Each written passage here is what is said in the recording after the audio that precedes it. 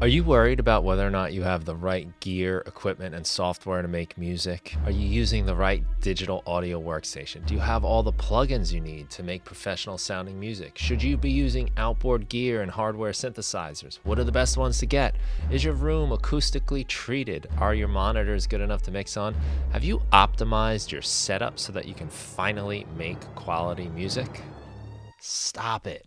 Stop trying to optimize everything. We need to get the most basic things right before we start worrying about optimizing. So many of us worry about the tiny details that we hardly understand so much that we never get started with the most important foundational things, like simply creating music, songwriting, and finishing songs. The more we add details to our process, the more complicated our process gets. This gives us more things to worry about, and the more we have to worry about, the more likely we are to get stuck. We worry about small details that won't really get the job done. Once we know how to get the job done, then we can start looking at the details that will help improve our work. We skip learning the basics and we think we need highly specialized tools to create music, and it's just not true.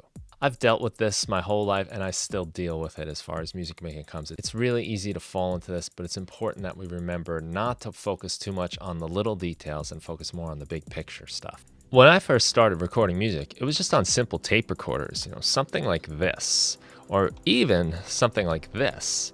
Really cheap, simple stuff, no overdubbing, but I used it to play guitar chords, and then I would listen back to those guitar chords and practice my scales and melodies and solos over it.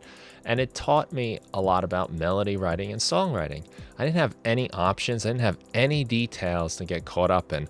The only consideration maybe is if the room was too loud, there was too much noise, and how far away I was from the actual built-in microphone on these things.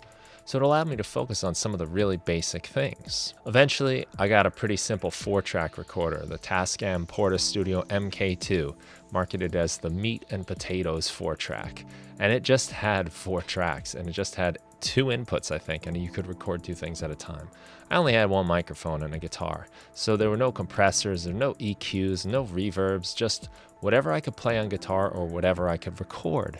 But it helped me learn a lot about songwriting without other distractions. It taught me a little bit about microphone placement, gain staging, and recording levels. Don't set the level too high because then it distorts, and don't set it too low because then the tape noise is too loud.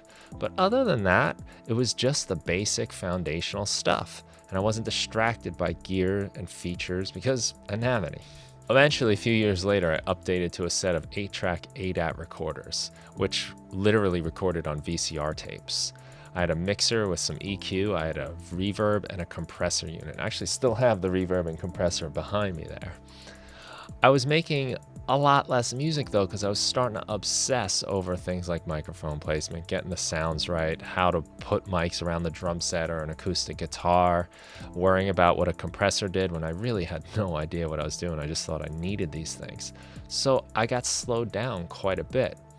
But I had a major breakthrough when I decided to stop worrying about sound quality, because the equipment that I had now was so much better than my 4-track that even if I did everything completely wrong, it would still sound 1,000 times better than that primitive 4-track recorder, that meat and potatoes 4-track.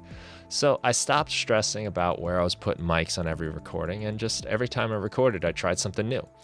I experimented with the compressor as much as I could, even though I didn't understand it, but tried new settings and noticed that sometimes the drums sounded better with it turned this way or that way, or the guitar sounded better when I had this much gain reduction. But it was all just trying stuff out on the fly and seeing what happens. I didn't worry about getting it right.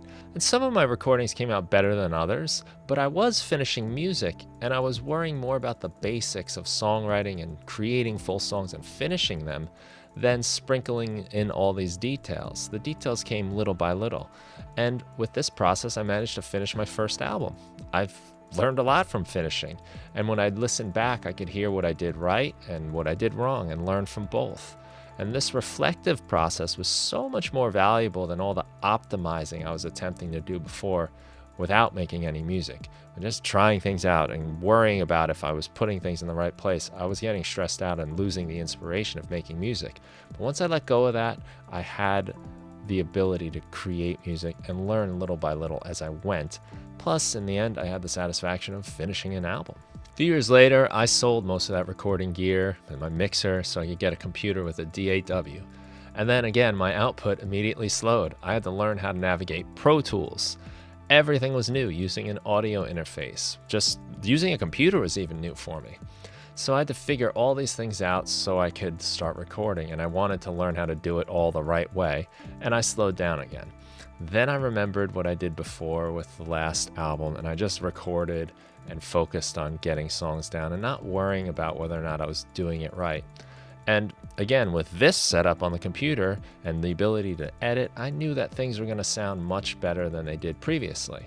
So I moved forward and again had another album to show for it, and I learned things from those successes and those mistakes. But the cycle continues, and maybe I didn't learn my lesson again, and I spent the next few years trying to find the best DAW. I worked in Digital Performer for a little while. I worked in Logic. I loved Logic. I was having a lot of fun with it. And ultimately, I got to Ableton Live. But even before that, while I was learning these DAWs, I was also downloading as many plugins as I could find, all the free plugins. I went in all the dark corners of the internet to learn how to crack software and get pretty much every plugin I ever heard of. As soon as I'd try to learn a little bit more about recording, I'd hear about a new plugin, then I'd go try and download it. And I started getting good at cracking software. I wasn't making any music. I was reading blogs. I was watching videos that told me I needed different types of EQs, different styles of compressors for different jobs. And I just found ways to download them all. But I wasn't making any music. And I had all of these tools, pretty much everything you could possibly need. And I had no idea how to use any of it. So then I decided to spend time learning these devices, learning these techniques. And it was just a period of learning. But if you don't apply what you're doing, you're not really learning anything. So when it came time to make music, I didn't really know what I was doing anyway. And if I was going to try something out, I had to relearn a compressor or these different EQs I was downloading anyway. And when I arrived on Ableton Live, that's when I decided I'm going to learn what's going on inside this software. I'm going to learn the built-in devices and what all the features are before I start adding stuff on. And that really helped a lot. I deleted all these illegally downloaded plugins, cleared my conscience a little bit, and started getting familiar with the live devices as needed. The first goal was to make music. So when I decided something didn't sound right, then I learned a little bit about EQs and what the different EQs did. That's how I really got to learn to understand the gear. By then I had some practice with the basics and I knew what I needed when I wanted those extra details and to go deeper. And by learning the basics of my DAW, I realized I didn't need most of those plugins, those extra expensive plugins that I had before. I could do a lot of that stuff with the tools I already had. I could solve creative problems without having to turn to presets on devices I didn't understand. And this is empowering.